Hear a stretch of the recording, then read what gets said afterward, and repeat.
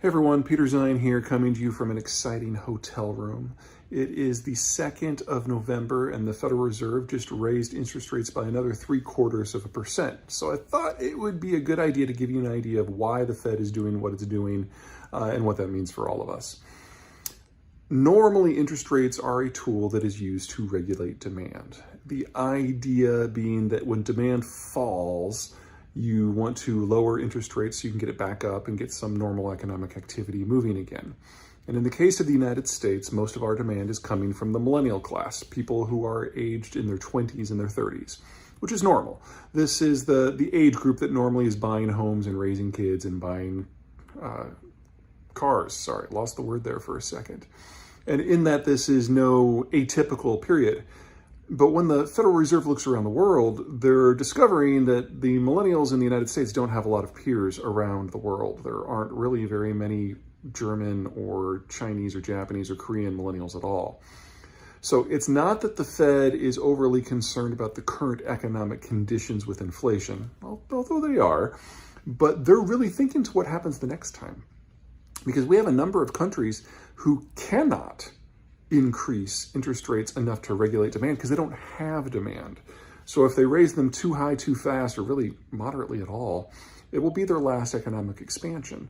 And even before you consider the economic impacts of things like the Ukraine war, this was always going to be the end of the road for a lot of East Asia and Europe. It's just down to the numbers.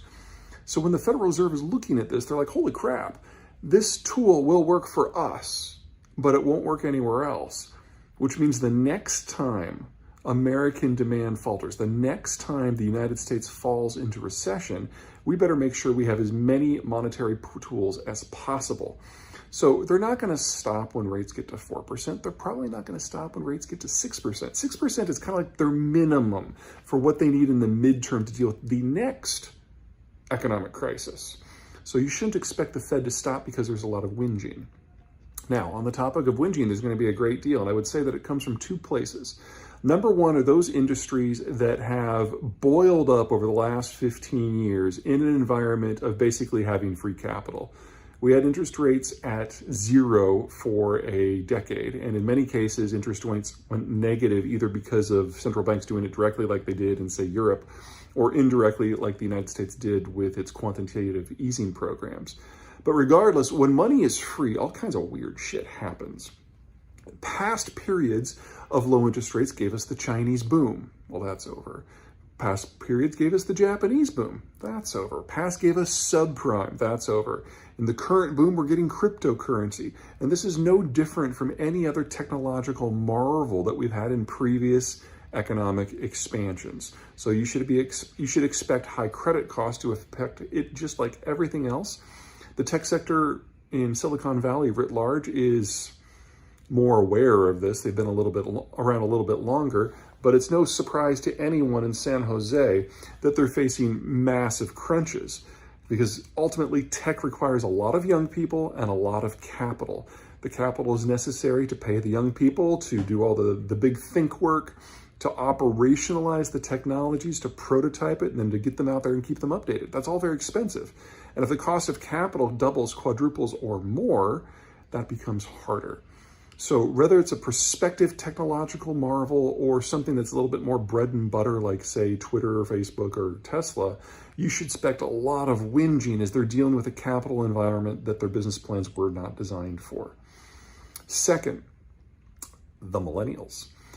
The millennials, the oldest ones, were born in 1980, which means that they have not had any experience with high interest rates and high capital costs their entire adult lives.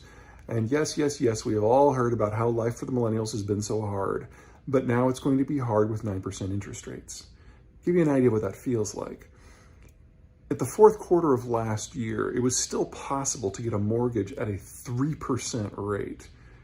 By the end of the first quarter of next year, it's going to be impossible to get one with less than a 9% rate. And that 6-point increase from 3 to 9, that increases the monthly payout or the monthly payment requirements for your mortgage by 50%. I mean, look at your mortgage. Could you afford one that is 50% higher? Now apply that across the entire millennial cadre for people who are in their first or maybe second home, and think about what that does to their life choices. Think about what that does to their political decision making. We're about to experience that en masse. The annual payments that the federal government has to make on interest will go up by at least $500 billion. That's just kind of baked into the pie right now. So what does this mean on a broader scale? Well, it's actually worse than it sounds, because while interest rates are going up rapidly in the United States, remember they can't go up as rapidly everywhere else. And so if you've got a bunch of money in a foreign country and you want to invest it somewhere, you want to put it in a rock solid asset, preferably one with a guarantee by the government. You want to put it into a place that preferably has an appreciating currency. And you want to put it into a place where the underlying economic growth is stable to positive. Well, that floods it all here.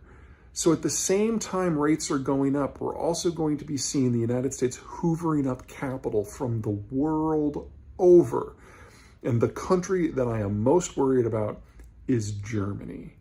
Germany has run a very tight ship from a fiscal point of view for decades. However, the financial crisis that Europe is brewing up because of what's going on with interest rates here and the capital transfers and the capital flight, combined with the Ukraine war, which is crashing energy supplies to the German system and sending prices to the roof, is damaging the entire economic model of the country.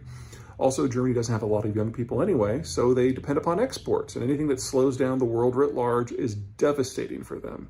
And now this is all hitting at the same time. But finances in Germany are relatively liberalized, so the people can get their money out to safer places. Germany is likely to be the first of the European countries to enact broad-scale capital controls, because very soon they won't have a choice. Okay, so whether it is crypto or millennials or Germans, get ready for a lot of complaining. This is going to get a lot worse before it gets better. Okay, that's it from me. Until next time.